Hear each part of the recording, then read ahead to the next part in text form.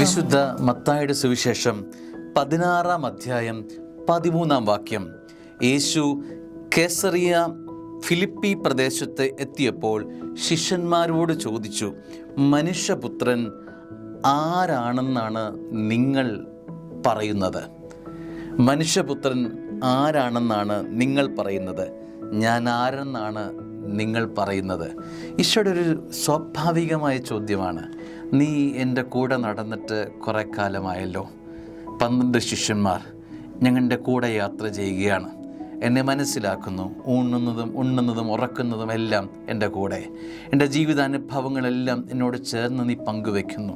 ഇങ്ങനെ യാത്ര ചെയ്യുന്നതിനിടയിൽ ഒരു സ്വാഭാവികമായ ചോദ്യം, നിങ്ങൾക്കെന്നെ മനസ്സിലായോ? ഞാൻ ആരെന്നാണ് നിങ്ങൾ പറയുന്നത്? നിങ്ങളുടെ മനസ്സിൽ ഞാൻ ആരാണ്?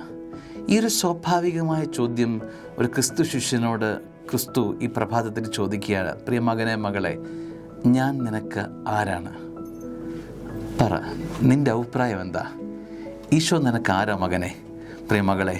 ഇത് ഒരു ഉത്തരം ഞാനും നിങ്ങളും കൊടുക്കേണ്ട ഉത്തരമാണ്. വ്യക്തിപരമായി ദൈവത്തിനു മുമ്പിൽ ഞാനും നിങ്ങളും കൊടുക്കേണ്ട ഒരു ഉത്തരമാണ്. ക്രിസ്തു നിനക്ക് ആരാണ് എന്നത്.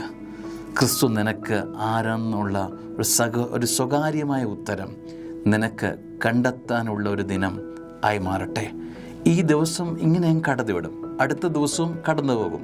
പക്ഷേ ഈ ചോദ്യത്തിന് ഉത്തരം കിട്ടേണ്ടത് നല്ലതല്ലേ?